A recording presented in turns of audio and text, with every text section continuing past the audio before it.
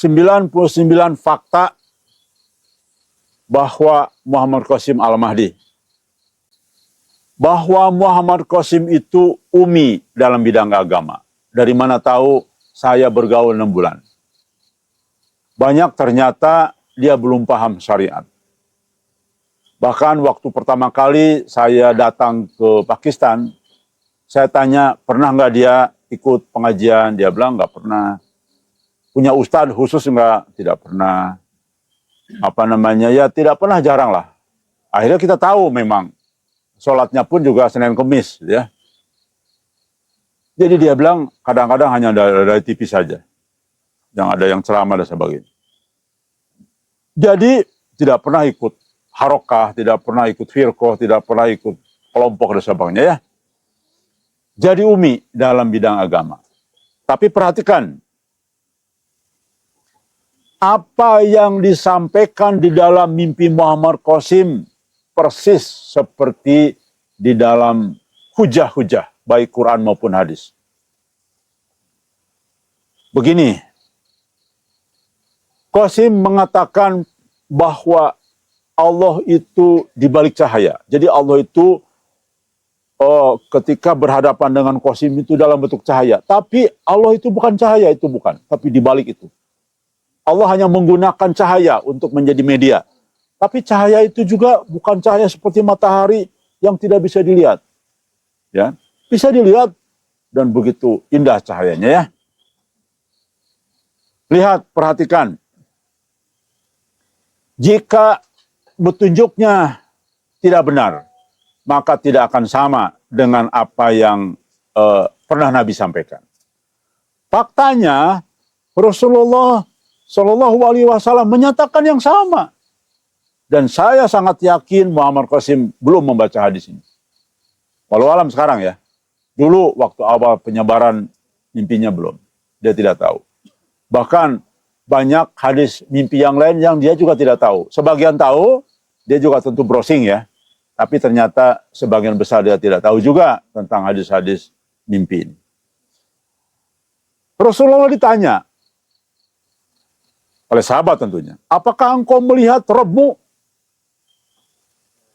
Nabi menjawab, aku melihat cahaya. Tuh kan, dalam lafaz lain ada cahaya. Bagaimana aku dapat melihatnya? Artinya apa? Nggak mungkin melihat Allah, orang Allah itu melihat cahaya. Awal Allah itu bicara dalam mimpi, dalam apapun, dalam bentuk cahaya. Persis dengan apa yang Qasim sampaikan. Ya. Dan adalah menyesatkan seperti yang disampaikan oleh Ci Susila. Tuhannya datang dalam keadaan sadar, terjaga. Coba gimana melihat Tuhan dalam keadaan terjaga ya? Nabi Musa aja nggak sanggup. Apalagi Ci Susila. Baik rekan sekalian, jadi apa yang Qasim sampaikan tepat. Dan inilah satu bukti lagi bahwa apa yang dikatakan Qasim benar. Kalau Anda percaya dengan apa yang disampaikan Qasim, bahwa melihat Allah itu datangnya cahaya, tapi itu bukan Allah, dia bilang. Allah di balik cahaya itu. Kalau Anda percaya ini, maka Anda harus percaya dengan mimpi-mimpi yang lain. Bahwa Qasim itu akan menjadi pemimpin dunia. Bahwa Qasim itu akan bersama-sama berhadapan dengan Dajjal. Bahwa Qasim itu akan memimpin sholat Nabi sallallahu alaihi wasallam. Bahwa Qasim itu akan memimpin berbagai macam kebangkitan umat Islam. Akan menyatukan sebagainya. Dan itu tidak ada lain di dalam hadis kecuali Al-Mahdi atau Imam Mahdi nanti. Tidak ada lagi sosok itu yang sesuai dengan mimpinya. Jadi Anda harus percaya bahwa Muhammad Qasim adalah Al-Mahdi. Kalau Anda sudah percaya dengan teks tadi, kesamaan pernyataannya, ya, itu bukti yang berikutnya. Bukti berikutnya, fakta berikutnya, tentang gambaran melihat wajah Nabi. Saya juga yakin Qasim belum membaca ini. Jangan-jangan sampai hari ini pun dia belum membaca hadis ini. Jangan-jangan ya. Rekan sekalian, coba perhatikan. Di dalam mimpinya, Qasim mengatakan, aku, Qasim, tidak bisa mengatakan bagaimana wajah Nabi Muhammad. Kan ada yang nanya kan? Karena saat itu aku mendekatinya, aku mendekatinya, itu Nabi maksudnya, kepalaku selalu merendah karena rasa hormat. Begitu juga tatapanku tertunduk seperti yang kita lakukan dalam sholat. Jadi saking takjim kepada Nabi, saking hormat. Jadi kira-kira beginilah, ya Nabi. Ya itu walaupun namanya dalam mimpi kan tahu sosok Nabi di depan, tapi tidak sanggup melihatnya. Ya, coba tepat nggak dengan keseharian para sahabat? Lihat, faktanya betullah Nabi itu sehari-harinya demikian, bahwa sikap Qasim di dalam mimpinya sama dengan sikap para sahabat. Dalam banyak hadis nih, saya sampaikan ya. Hadis Sahih Bukhari.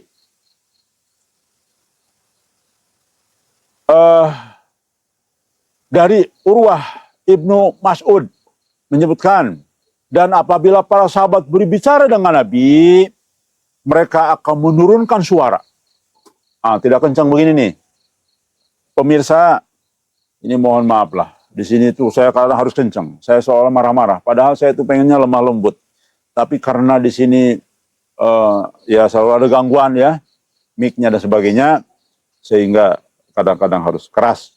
Karena biar terdengar sampai ke belakang dan supaya di audionya jelas. Mereka akan menurunkan suara mereka dan tidak akan terus menatap wajahnya karena perasaan penuh dengan hormat. Tuh, kan?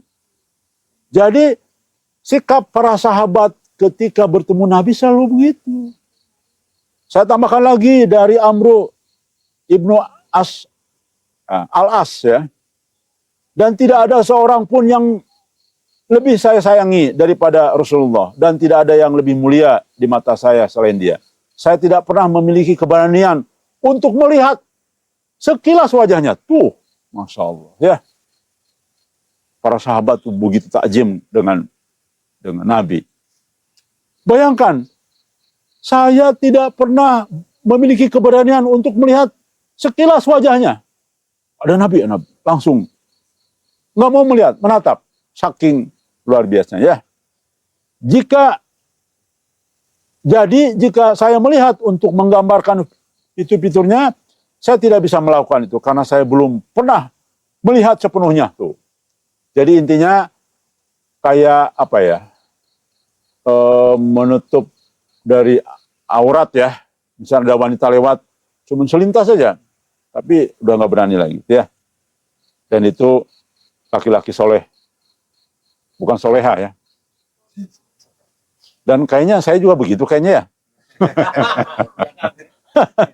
Kalau melihat gadis saya tidak pernah menatap, malu-malu ya. Baik, rekan sekalian.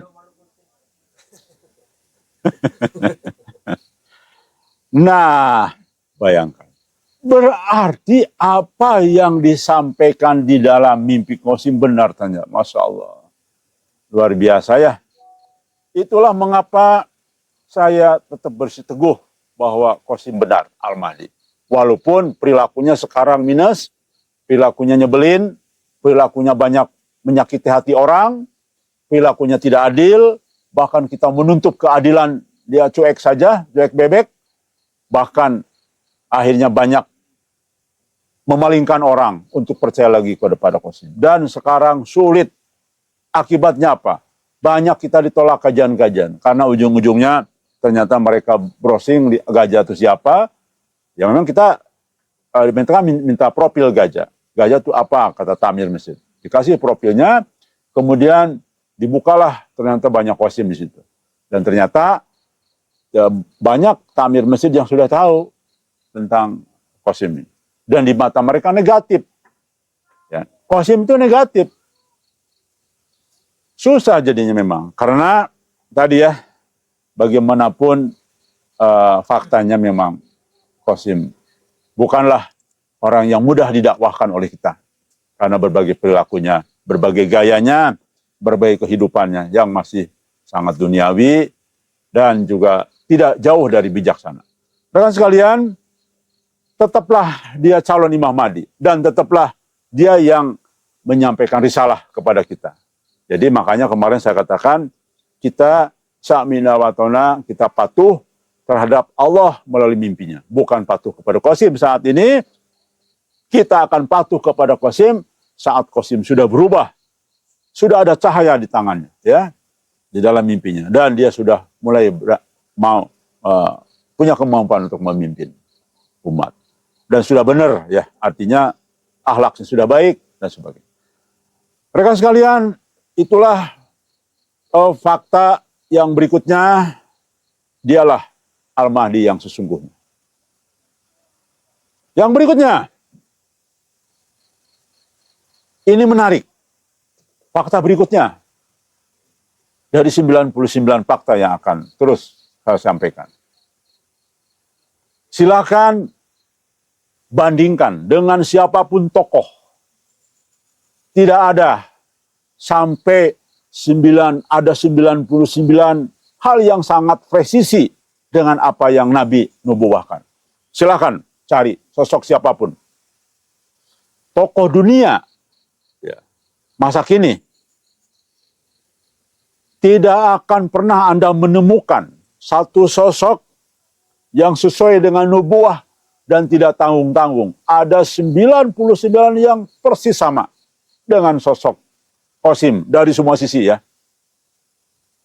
Seharusnya ini menyadarkan semua. Dan tidak mudah kecuali orang dapat hidayah ini untuk bisa membuka ini semua, ya. Rekan sekalian, coba perhatikan fakta berikutnya. Utusan Allah itu selalu ditempatkan di tempat-tempat jahiliyah, tempat-tempat penuh syirik. Dan percayalah, itulah manfaat saya 6 bulan ada di Pakistan. Saya harus katakan, walaupun Pakistan itu dasar negaranya negara Islam, di situ kalau Anda Google berdasar negara Islam. Kalau Indonesia kan Pancasila, di sana tuh Islam.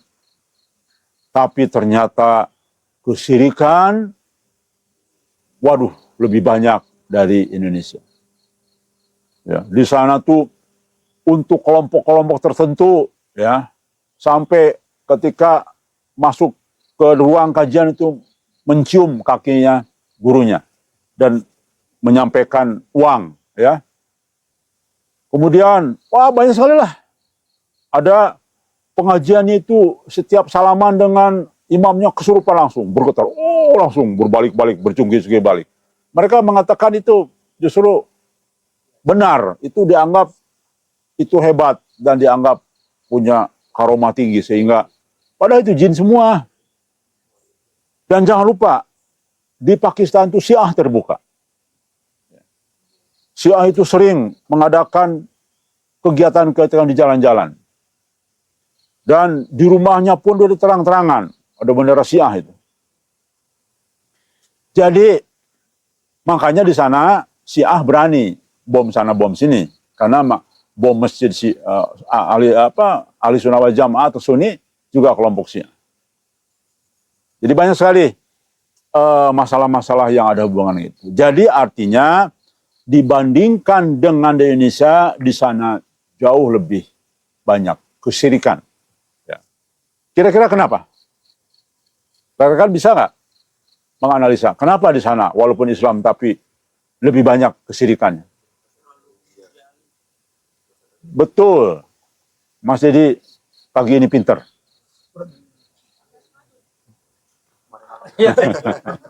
Lupa dia makan apa. Kopi saja.